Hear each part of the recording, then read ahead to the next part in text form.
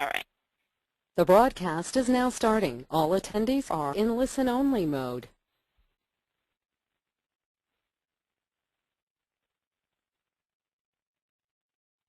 Welcome to the Mini Storage Messenger Self-Storage Webinar Series.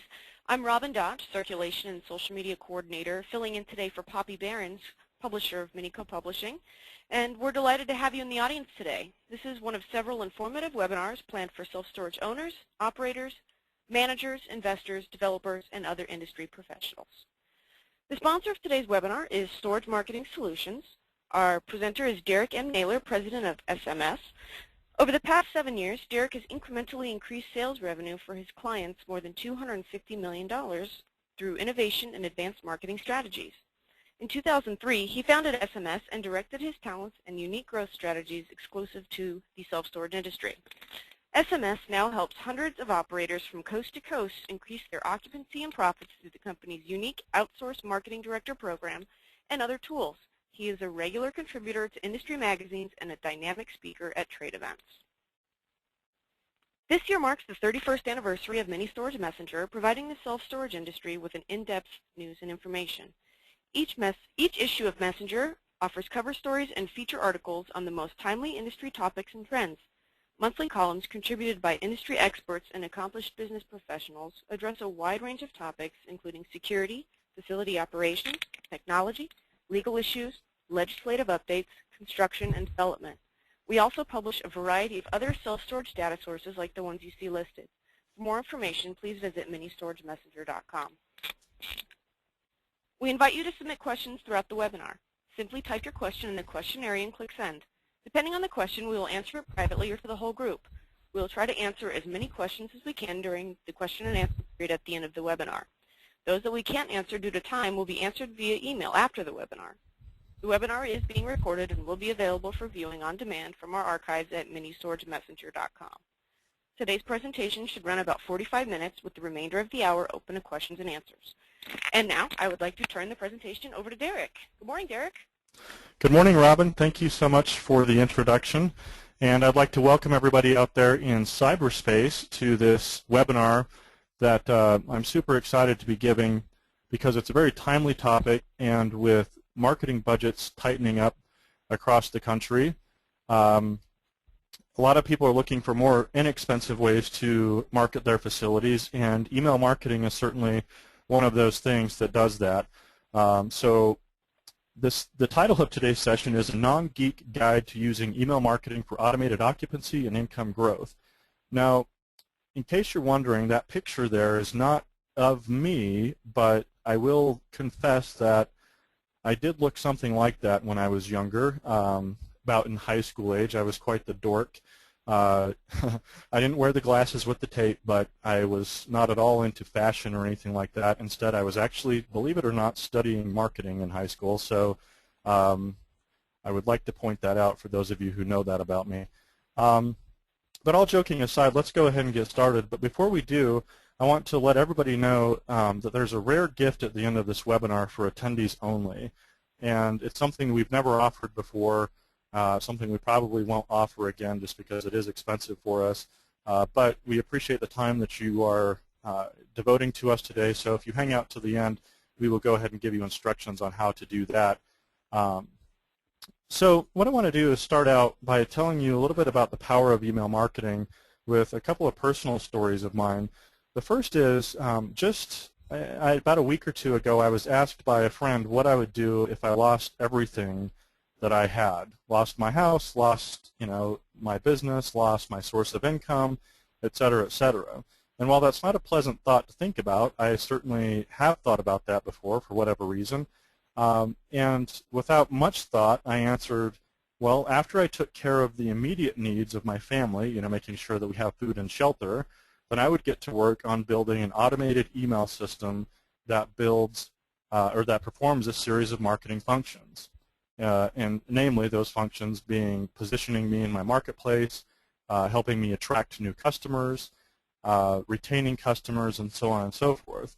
In fact, another question that I'm often asked is, how is it that I became a self-storage marketing guy?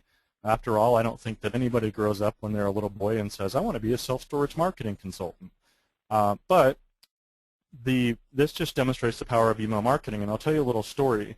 I was doing marketing consulting back in from the year 2000 to 2005. I was doing marketing consulting for a variety of small businesses, and what we would do is go around the country and teach half-day seminars to any small business, not just self-storage operators, but any small business, on how to get more results from their marketing efforts.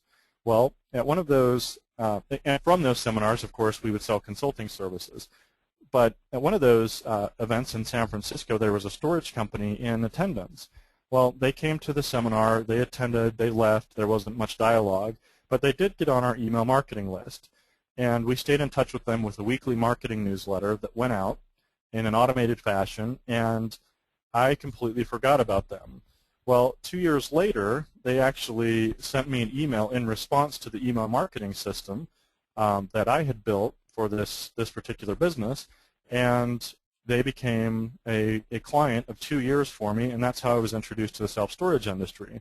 So ironically as it is, I would not probably be in the self-storage marketing business today, which I absolutely love, had it not been for email marketing. So obviously I believe it's a very valuable asset, and we have proven with hundreds of facilities across the country, self-storage facilities that is, that email marketing, if you do it right, can not only be an inexpensive way to stay in touch with people, but it's a great way to grow occupancy, keep your customers for longer, and give you a whole host of other benefits. So that's what we're going to teach you today. We're going to teach you how to set up an automated, inexpensive, and legal, which is a very important part of this, email marketing machine that acquires new tenants, builds relationships with customers for more referrals, activates past customers or reactivates past customers, and entices your strategic partners like realtors, apartment complexes, or any local business that you have a partnership with to send you more business. And I want to point something out, that this is not high philosophy. This is not something that I've dreamt up in the middle of the night. This is stuff that's working every day for our clients across the country. So if you'll take notes and take this seriously, I believe that you can build yourself a very powerful asset that will continue to feed you new business and increase your revenue for years to come. Let's see if I can get this slide to advance here. Okay, so one of the major words that I used there was automated. And automation is really key. We're going to go into exactly how to automate it later on, but one of the things that you have to consider as part of your strategy when you're building your email marketing system is automating it. And here's why. We're going to go through the 4 major groups that you need to be doing email marketing with, but imagine for a minute that as a self-storage manager or a self-storage owner, you bought off on the belief that you really need to be doing some good email marketing.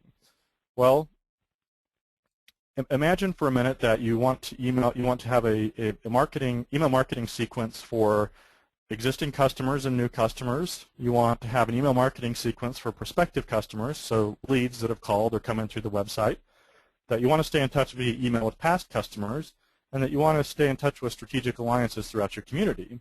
Well, not only is organizing all of those email addresses a big nightmare to do, but to have a manager who's busy, as it is, with all the other day-to-day tasks, automatically, typing all these emails and saying, okay, now I've got to send this message when this person moves in, and then 3 days later I need to send the same person that message, and then if they rent a unit, they automatically need to be moved into this category, and then you multiply that by 300 or 500 or 1,000 or 2,000, depending on how many customers and prospects you have. You can easily see how that would add up to be more than a full-time job for somebody. It would probably, for a decent-sized storage facility, be the full-time job of 2 or 3 people, which is horribly expensive and it's just inefficient. So automation is the key, because when you do email marketing right, it's a giant maze of sequences and timing and so on and so forth, which we're going to talk about today. So automation is really key, and I want to make that point loud and clear. The other thing that I promised is that it's not expensive. Okay, with the cost of postage going up, with the cost of internet marketing going up as it becomes more competitive, the cost of yellow pages, with the cost of pretty much all forms of marketing going up, it's nice and refreshing to hear of something that's not expensive yet still effective. In fact, you can get email marketing technology for as little as $9.95 a month. On the high end, it's about $30 a month. But those systems require setup, programming, strategy, and copywriting. But regardless, I think everyone on this call would agree that $9.95 a month or even $30 a month is really a drop in the bucket compared to most marketing mediums that are out there, and you would really only have to get one new tenant from it a year to pay for itself at that level. So the last word that I mentioned was legal. Now, a lot of people don't really realize this, but email marketing is a pretty regulated, I don't want to say it's heavily regulated because the government does have bigger fish to fry. However, it is something that is regulated by the FTC, and violations can be very expensive. In fact, I've seen several companies, not my own, but several companies that have had to file bankruptcy and go out of business because they violated email marketing laws. So I want to go over a couple of things here with you, and I encourage everyone, if you're interested in this, to go to ftc.gov and click on the canned spam link. But again, each separate email in violation of the Canned Spam Act is subject to penalties of up to $16,000. Now, that doesn't mean $16,000 may not seem like a huge amount of money, but if you read that carefully, each separate email. So if you send out 100 or 200 or even 1,000 emails that violate that, the FTC can penalize you up to $16,000 for each one of those emails, which can add up and really sink a business. Now, the government's main goal with this is to stop legitimate spammers, the people who are selling you pills and drugs and explicit material that you get in your email box every day that's sent from overseas. That's really what this is intended for the most part, because that's really damaging to people and it costs corporations a lot of money. But there's 7 main rules that I want you to be aware of. Number 1 is don't use false or misleading header information. For example, if I were to send out an email and I said it was from Barack Obama, and it was really from me, then that's false or misleading. If you were to send out an email and say that you were someone you're not, then of course that's false and misleading. So that's sort of common sense, but again, that's a tactic that people use to mislead the public. The other thing is don't use deceptive subject lines. Now, there's a lot of leeway in this, and this is very subjective, but at the same time, you don't want to say something along the lines of, hey, you've just won $1 million in the Publishers Clearinghouse sweepstakes, and then click here to go to this web page to claim your prize, and then of course have them taken to a website on storage or something else. You just have to use something that is in the ballpark of what the message is about. It doesn't have to say, this message is about X, Y, and Z, and be a really long subject line, but it can't be deceptive. The third is you have to identify the message as an ad, meaning that if you do not have an existing relationship with that person, meaning you just buy an email list from somebody, which is not recommended by me, by the way, but if you buy an email list and they don't know who you are and you send out a whole bunch of emails, you have to identify it as an advertisement. In parentheses there, I have something called transactional versus relationship, which is an important part of this. Transactional is an email, like I just mentioned. You buy an email list, you send out a bunch of emails, and you try and sell that person something.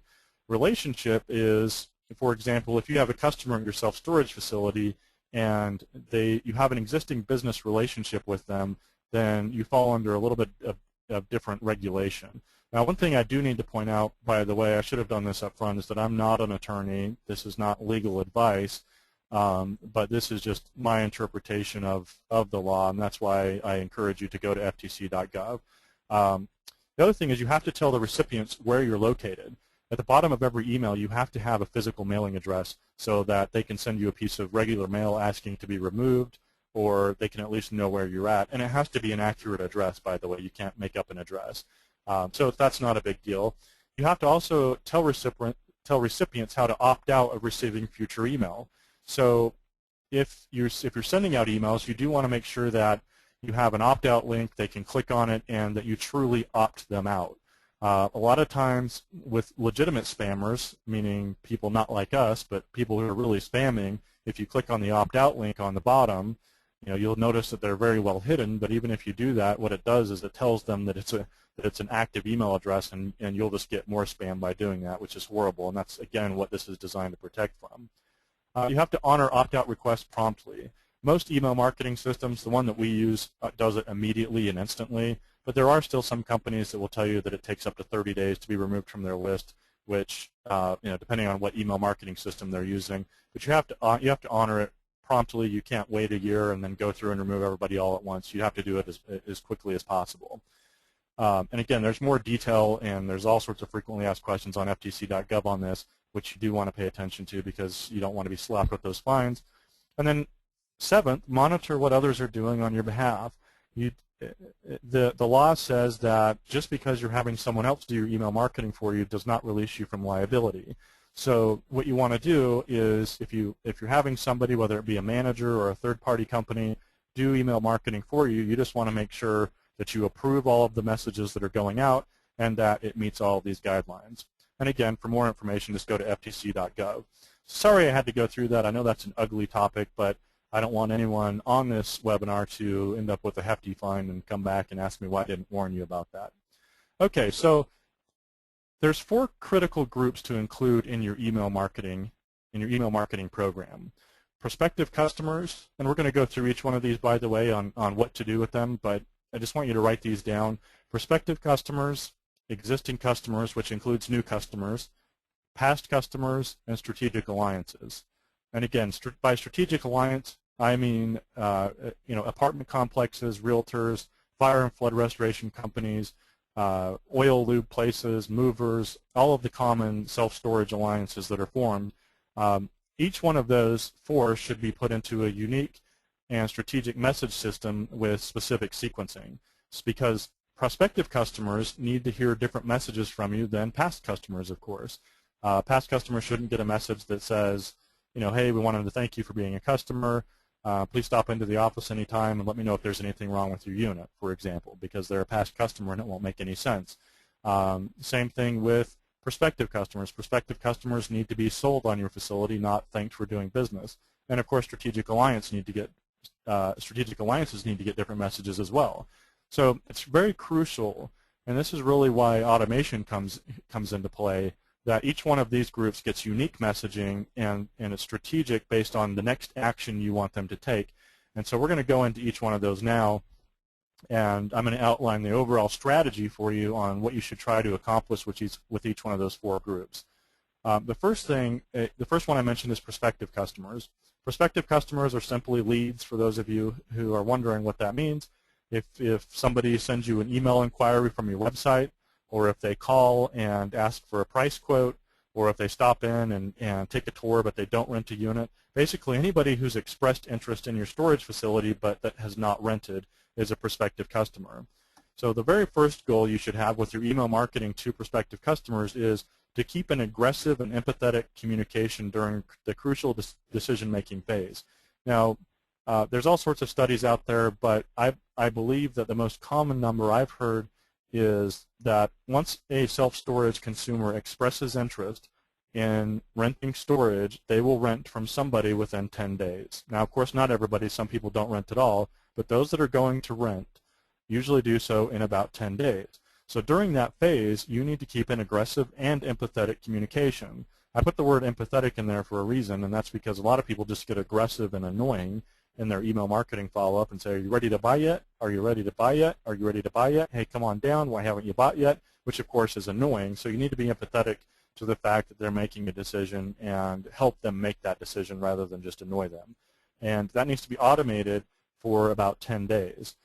We actually, in our email marketing system, we actually expand that just a little bit to 14 days, and there's 7 messages that go out during those 14 days that remind the prospect of the promotion that you're currently running and any special deal that you might have cut with them. And most importantly, it differentiates you from your competition. So what we know is that when somebody calls and they don't rent, and they're a serious self-storage, they're serious about renting storage, that they're going to go around and probably shop around to your competitors, right? Which isn't groundbreaking news. Everybody knows that. But what you want to do is make sure that they understand how unique and how different you are. Now, if you're sitting there thinking, well, I'm really not that unique or that different from my competition, that's okay. There's a concept called preemptive marketing, which is based on the principle that whoever says it first or says it differently or says it best usually wins that battle. And another thing you have to your advantage if you do this is most self-storage facilities do not follow up at all, which to me is disgusting. considering how competitive the market is, and that if that person has called you and expressed interest, then you need to do everything you can to follow up until you know that they're just not going to rent.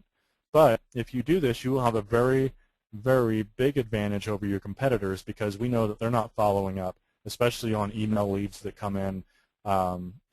We've done countless tests here in our offices, and I encourage you to do the same thing.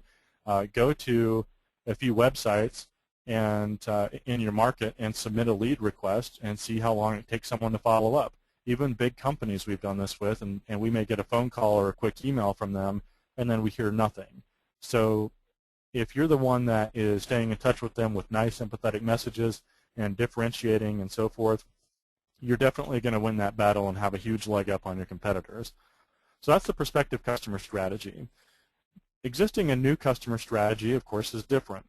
First, I want to talk about a huge self-storage myth. We have the privilege of talking to thousands of operators a year, and one of the things that they mention is, when we mention that they need to be communicating with their existing and new customers, is that, well, if I send them something, whether it be a letter or an email or something like that, then they're going to be reminded that they have a storage unit and they're going to move out.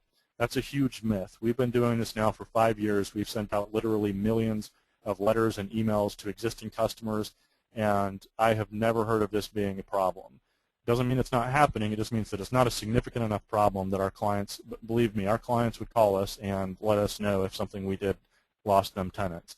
So it is okay to communicate, and highly recommended to communicate, as long as you do it right, to your existing and new customers. They know they have a storage unit with you. It's being drafted from their credit card every month, or they're paying you a check every month, and you have their stuff. So it's not a secret that they're there. So I want to get that myth right out of the way.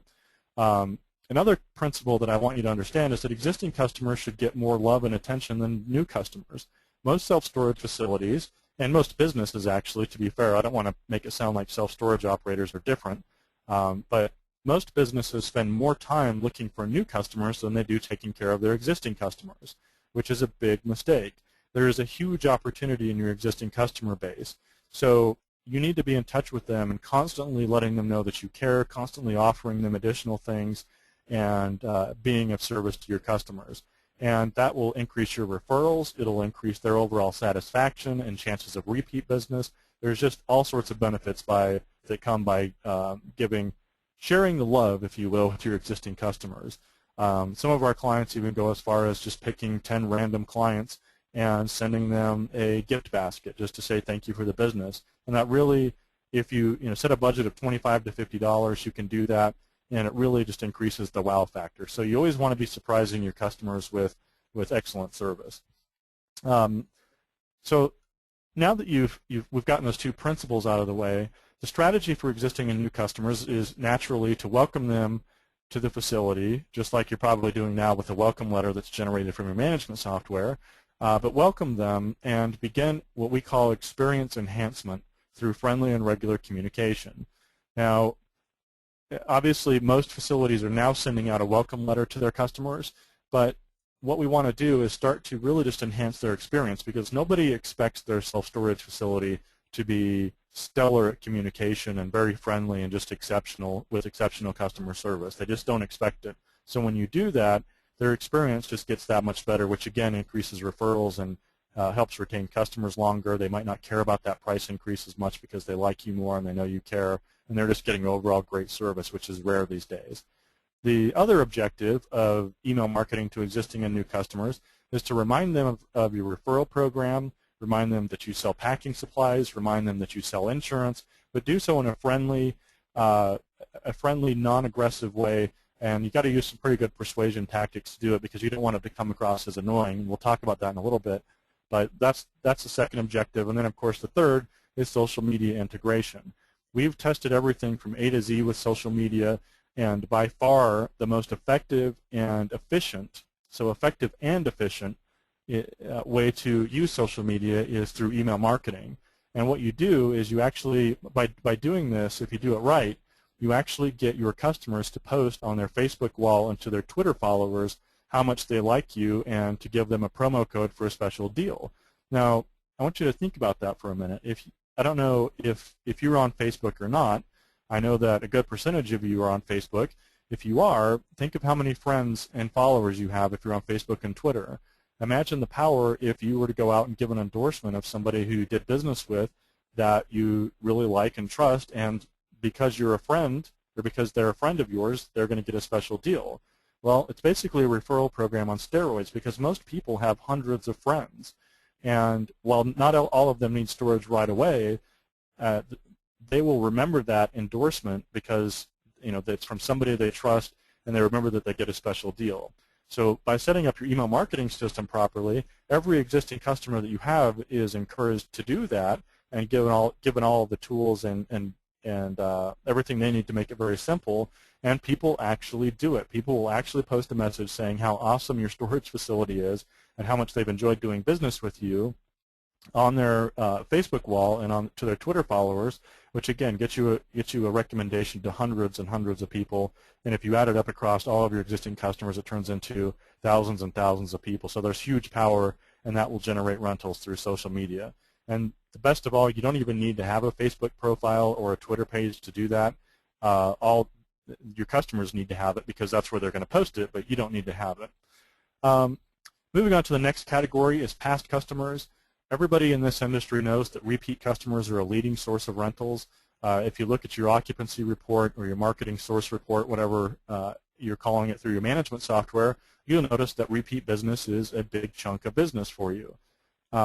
Yet very few self-storage facilities follow up with past customers. They try and provide a good experience, but after the customer leaves, they rarely ever talk to them again. They just kind of hope and pray that they'll come back. And a lot of them do, based on the good experience they had. So by doing this, imagine the power if you're actually communicating on a good basis with them and continuing the positive experience. It's extremely powerful. So the objective is to continue the experience by, again, wowing them that you're actually still communicating in a nice way after they've become a customer. And none of this is annoying, by the way. I'm not talking those annoying email messages that you get all the time that you hate to read, and we'll go into that in just a second. But you want to continue to make it cool, make it nice, make it friendly, and make it something that gives them the warm fuzzies when they read it. The other thing that you want to do is get user reviews on local search sites. I'm sure many of you, if you're listening to this, are obviously interested in technology, so you might be aware of Yelp.com, MerchantCircle.com, Local.yahoo.com, etc. Basically, on the maps on Google, if it says that a company or a business has reviews, they aggregate from all sorts of sites.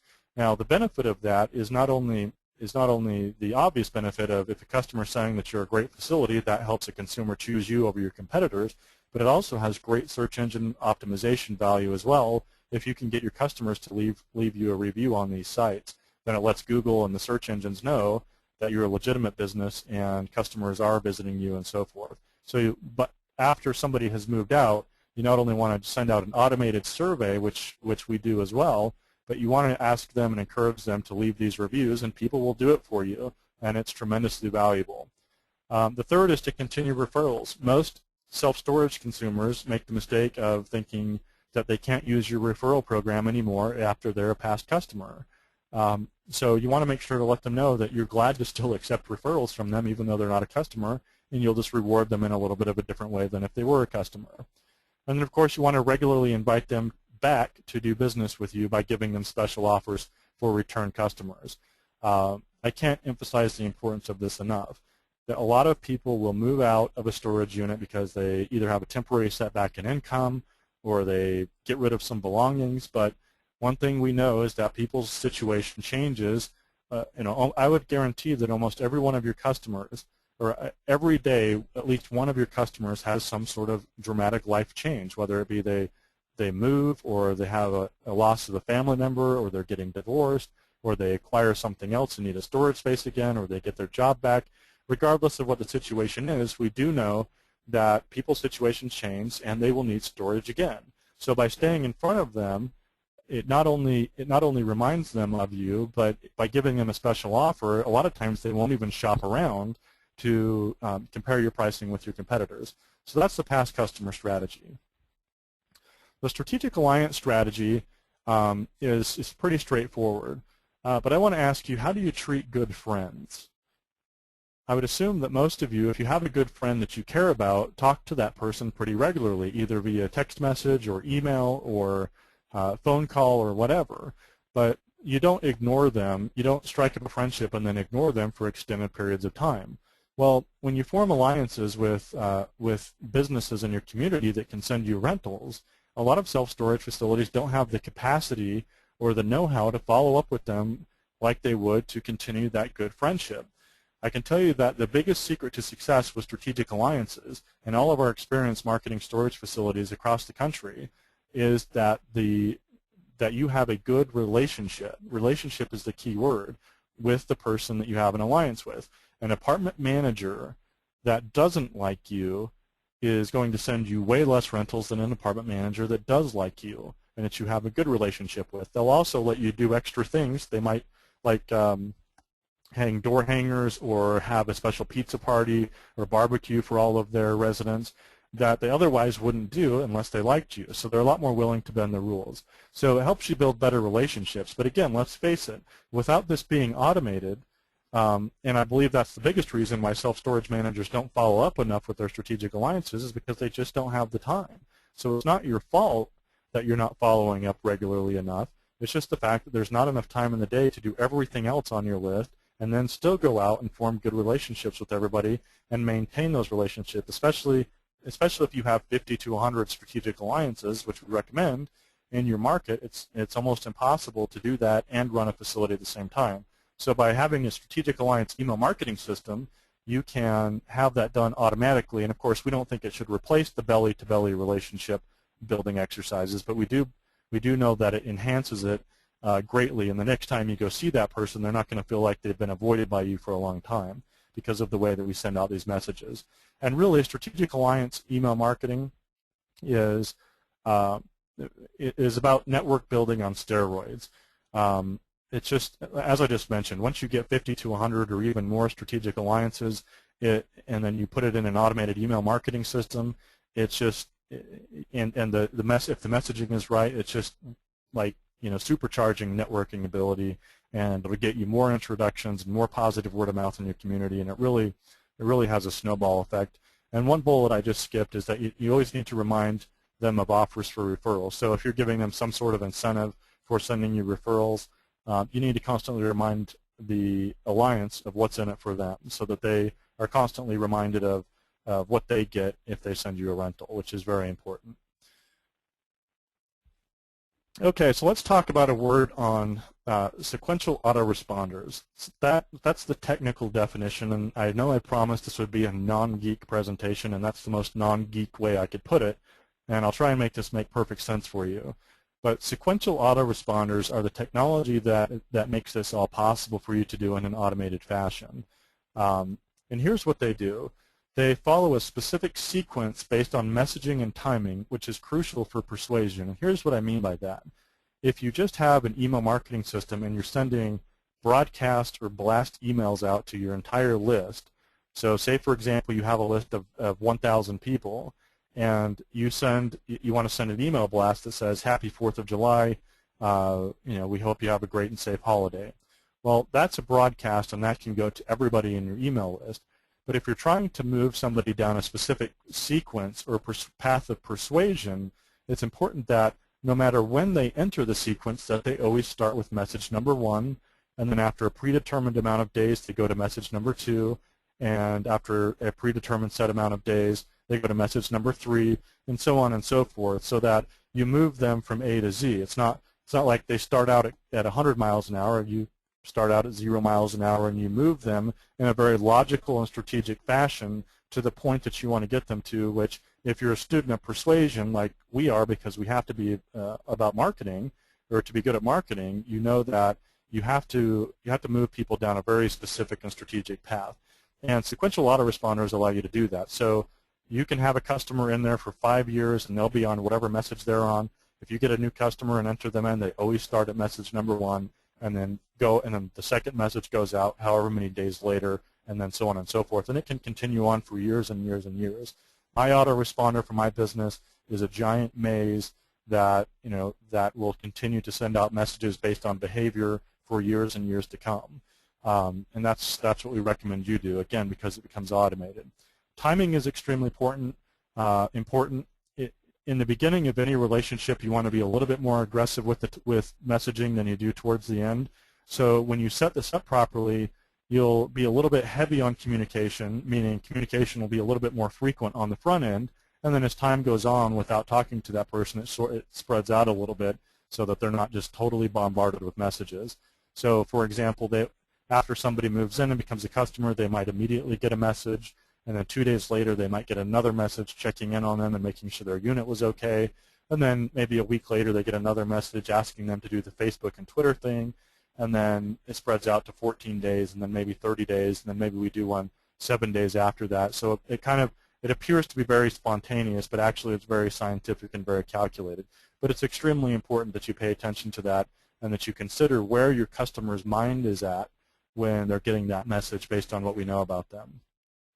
I don't know how many of you have read Stephen Covey's book, The 7 Habits of Highly Effective People. I've got to assume that a lot of you have because it's a very popular book. But in that book, he talks about emotional bank accounts. Every one of us has an emotional bank account with everybody. You and I have an emotional bank account together. And I like to make as many deposits in that bank account, so if I need to make a withdrawal, there's something in there. Now, here's how that ties into email marketing. If you're constantly sending out messages just asking them to buy, asking them to buy, asking them to buy, and not adding any value or not making any deposits in their emotional bank account, for example, then they're going to become highly annoyed with you, and you're probably going to lose the attention of that person, which is the worst thing you can do. So if you set up your email marketing system properly, it's a perfect combination of adding value to their lives without them buying anything from you, and of course the occasional offer to do business with you. So if you're sending out messages, you have to make sure that they're adding something to the person and not just taking away. Otherwise, it's just like a real bank account. You will run out of money to take deposits or to take money out, actually, and it will become very, very ineffective very quickly. And most companies fail horribly at this, which brings me to the next point. The goal of each message, besides getting them to take a specific action, if they don't take that action, the goal of each message is to get them to read their next message or read your next message. In copywriting, for example, if I'm writing a piece of copy for a letter, I know that the purpose of the very first sentence of that letter is to get the person to read the next sentence, and so on and so forth. And the same is true with email marketing. The goal of each message you send out is to get that person to read the next message and be excited about it. I'm sure every one of you have somebody that sends you good emails that if you have an email box full of 20 or 30 emails and all of a sudden an email pops in from this person, you'll immediately skip to that email because you know that they give you good stuff. So that's the goal of each message, and it's crucial that you understand copy and strategy to a degree that you're able to pull this off, and customers actually don't mind getting your messages, and prospects actually don't mind because you're adding value and helping them with something they need in their life. Another very important thing to consider is graphics versus no graphics. Now, what I'm talking about is, I'm sure you've seen emails. Well, for example, if you were just to send a friend an email, just type in their email address and send them an email asking them if they want to go to dinner tonight, for example, that message would have no graphics in it. It would be what's called a plain text email. Graphical emails are emails that you probably get from big companies like Microsoft or Apple or Intuit or whoever you're using. A lot of big companies are embedding graphics like their logo and pictures and so forth into emails. Well, it's a little known fact that plain text emails are much more effective than graphical emails. Now, I will say this, graphic emails, if done right, they sure look a lot better because they're professionally designed and they're aesthetically pleasing, but they have a lower deliverability rate, meaning that they will get tagged as spam more frequently because obviously people sending messages one-to-one aren't building HTML templates with graphics in it. So you have a higher deliverability rate, and you have a higher persuasion factor. If you get an email and you see that it's professionally designed with the logo and everything, you know that it's a business trying to get you to do something. Whereas if you get an email and it's plain text, you're engaged in that because that's how we're trained to read emails. And we read emails from our friends before we read business emails, especially advertisements. So we actually recommend that you just do plain text emails. Not only will you get a better deliverability rate, but the overall persuasion factor and conversion rate will be better as well. And another thing about sequential autoresponders is they do allow for broadcast messaging on demand, which is a very powerful tool. For example, if you have a natural disaster, we've had several clients with hurricanes and tornadoes and fires and everything in their market, and unfortunately the facility gets affected by that. Well, if the phones are down, like in the event of a hurricane, the phones are down, you need to communicate with your customers. You can email them, and most people are getting email on their phones these days and can get wireless internet even when the phones are down. So you can send out a broadcast email communicating the emergency message that you need to communicate.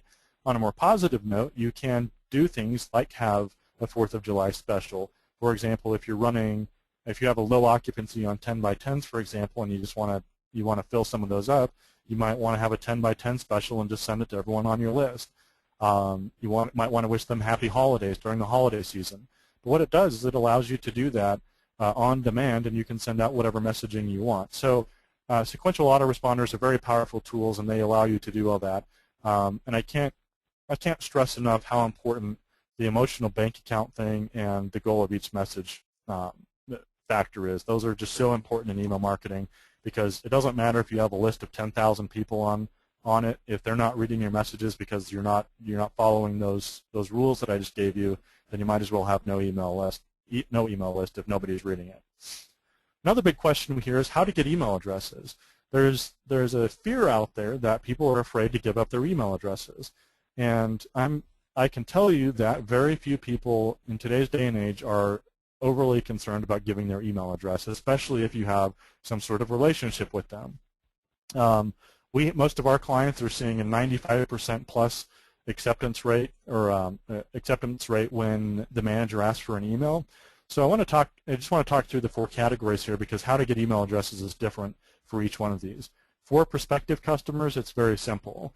What you do is, whether they be on the phone or email from your website or they walk in, you simply just have to tell them that you have an email exclusive offer for them if they'll give you your email address, and you'd like to email them and remind them of the price you quoted them, and it will have this email exclusive offer in it.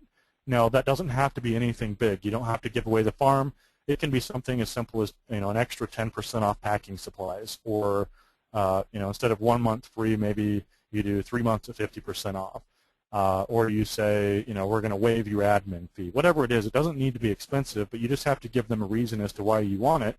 And again, most people will give it to you because there's value attached to it. So when they're in your office or on the phone, just say, hey, can I get your email address? We have an email exclusive offer, and I just want to send you the recap of what we talked about and attach that. Most people are going to be fine doing it.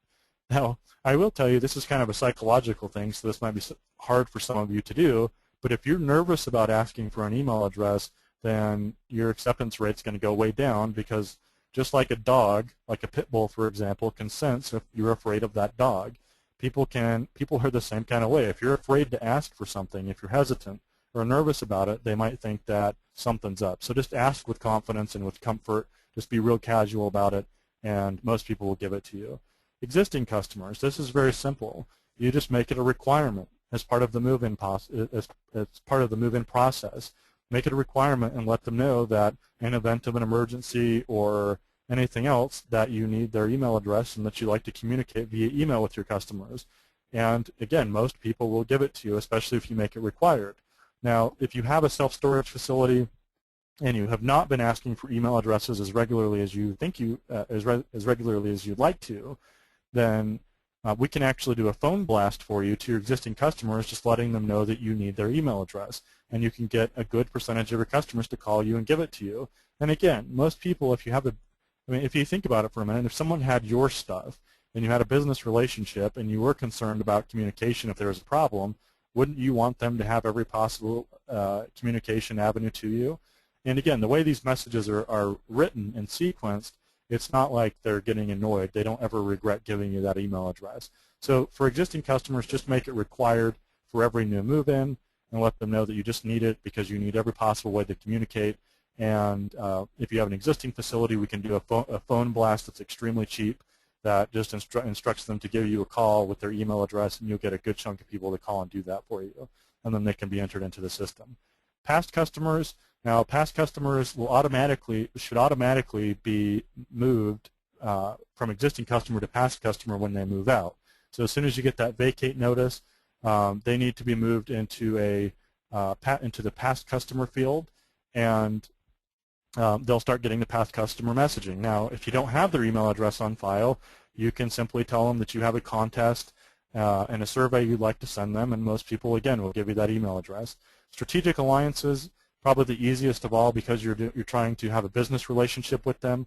You simply just take a business card or ask them for their email address, and we have not had any problems with people doing that. Or people getting strategic alliance email addresses, normally because business cards are exchanged and most people have their email address on their business card. So you just grab that and you enter it into the email marketing portal that you built. Okay, so I promised a very special and rare offer for you. We have a system that does all this for you. And for those of you who are on this webinar, we want to give you a 30-day free trial of this, plus waive your setup fee for our program called Self-Storage Marketing Elite. This system does all this for you. If you've been overwhelmed and you don't have programming, but you agree with this opportunity, our system complies with all the CAN-SPAM laws, so you don't have to worry about the legality of it. The programming is done for you, meaning we program the sequencing on the dates that they should be sent out. We program the portal so that people can, so that your managers can have it up on their screen at any given time and be entering this in, so you'll get your own unique web page for that. We focus on nothing but self-storage, so self-storage specific strategy is done for you as well. We know what to say to all of those 4 customer groups. It's all done for you. Copywriting is done for you. I don't know if you know how expensive copywriting is, but I have been paid as much as $10,000 to write a single letter.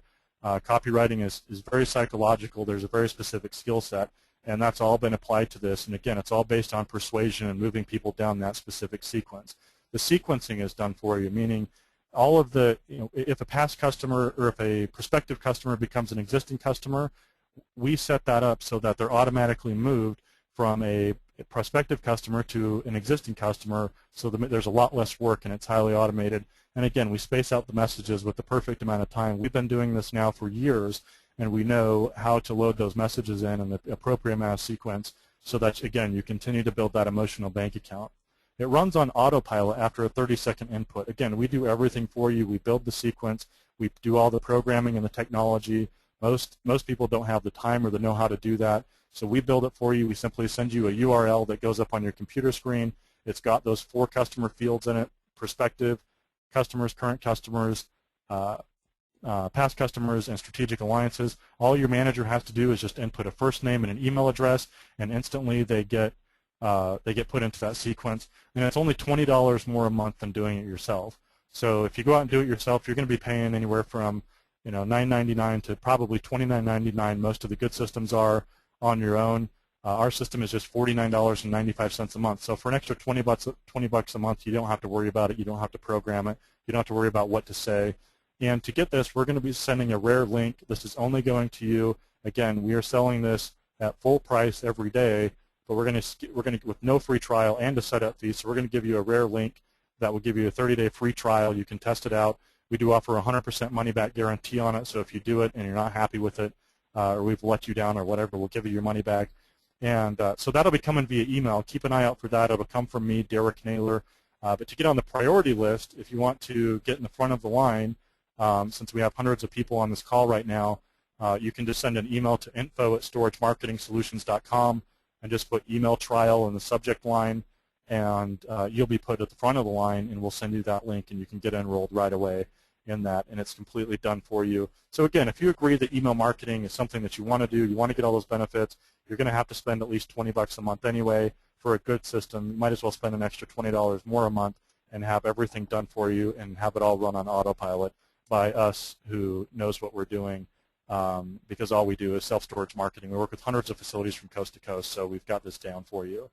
And now I would like to open it up to questions. All right. Let's see what we've got here. got a couple of questions. The first one is, how often should each group be emailed? That's a very good question. Past customers, just because they have moved out, obviously need to be emailed a little less frequently than existing customers, because existing customers have they have an existing relationship with you, and it's okay to email them a little bit more frequently. But the important thing is that each one of those 4 groups that I mentioned need to be emailed with different timing built in. But we, sometimes we'll email somebody like 3 days, or we'll email somebody immediately after they are put into the system, and then 2 days later, and then another 2 days later, and then we spread it out after that. But it really just depends on your level of relationship. As a general rule of thumb, prospective customers should be emailed the most aggressively, just because we only have that 10-day window. Existing customers should be front-loaded a little bit on the front end of the transaction while they're getting their belongings moved in and so forth. Past customers can obviously get an email immediately after they moved out, asking them to take a survey and leave you reviews. And then, of course, we only recommend emailing them like every quarter after that, with an invitation to come back and giving them some sort of special offer. And strategic alliances, because it's about building a relationship, you want to be in touch with them about twice a month, as just a general rule of thumb. Okay, next question. Do you simply ask your customers to post on Facebook and Twitter, or how do you convince them to do this? Well, it just depends on what you're willing to do. Those that have the most luck with it, give them some sort of bribe, like $25 for posting. So but it's a credit on their account. So you might say something like, if you post this blurb about us on Facebook and Twitter, we'll give you a $25 credit on your account. All you have to do is copy and paste the message. So I recommend that you pre-write that. Our system has it pre-written in it, but if you're doing it on your own, just put that in there and make it as easy as possible. Some of our clients try and do it without giving an incentive, and certainly some people will do it, especially if you've given them great service. But obviously people are money talks. But we haven't ever had to offer more than a $25 credit for them doing that as a little bit of a bribe.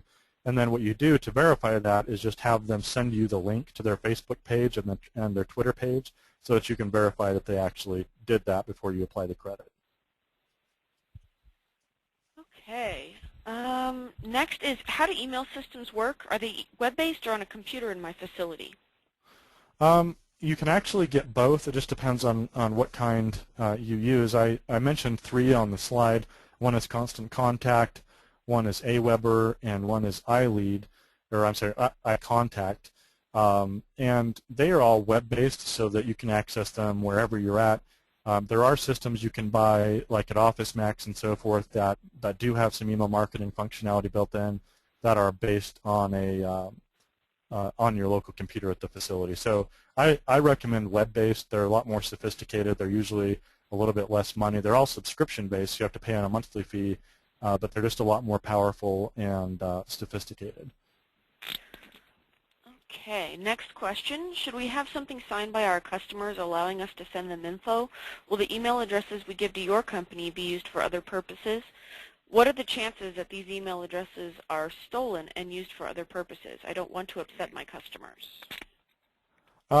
Very good question. There's actually several questions there. The first one is, do you have to have your customers sign anything? No, they don't have to. They don't have to sign anything. By the fact that you have an existing business relationship with them, that's good enough. And as long as you follow the other rules and give them an opportunity to opt out, that's good enough, because you have it's not transactional, it's relationship based. The email addresses that are given to our company are not, they do not belong to us, they belong to you. We don't do anything with them other than just plug them in. In fact, we don't even plug them into anything. You plug them into the system, and you're divided up into your own unique entity in the system. So we don't even see those email addresses. The other thing is, what are the chances they'll be sold? That is a federal offense that carries a very heavy fine. It breaks every privacy law in the book. It breaks the canned spam laws, and there's heavy prosecution available. So it's not something we're interested in getting involved in at all. So we have a great reputation in the storage industry, small industry, and the last thing we'd want to do is pull any shenanigans like that that could jeopardize our future. Alrighty, next question. Do you think marketing calls are effective in obtaining email addresses? I'm not sure in what context that's being asked, but if you are referring to the phone blast that I talked about to your existing customer base, it's very effective. We've actually done it a lot, and again, it's coming from you. If they have a storage unit with you, it's hi, it's Derek with XYZ Storage.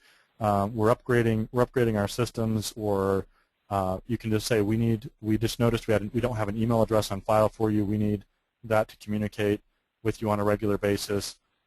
Most customers will call, and again, especially if you're willing to say that it's required to continue to do business with you, because again, you need to communicate with your customers. There's a lot of your customers. I'd be willing to bet everyone on this call has invalid customer addresses. So if you were to send them a certified letter because they were late or something like that, it's not even going to get to them. So having that extra channel to communicate with them is essential. So I do recommend that you make it required for existing customers to give you an email address, and you'll get a above 90% acceptance rate on that.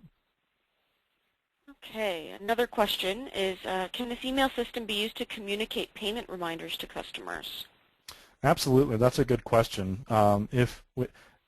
Because we allow you to do broadcasts, you can broadcast, especially if you're on a first of the month billing cycle. If you're on anniversary, it becomes a little bit more complicated. But what we can do is we can send out broadcasts to people, letting them know that their bill is due in 5 days or 3 days or whatever period of time you want to give them to do that. And if they're past due, of course, you can say, hey, this person needs to get, or this group of people needs to get this email, and that can be done as well. Okay, next question. We have multiple locations. Are your messages generic to all facilities, or are they particular to a specific location? They are the general principle and persuasion psychology is similar for all facilities.